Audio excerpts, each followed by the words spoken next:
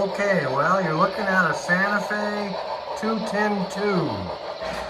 These were used mainly for freight and helper service back in the day.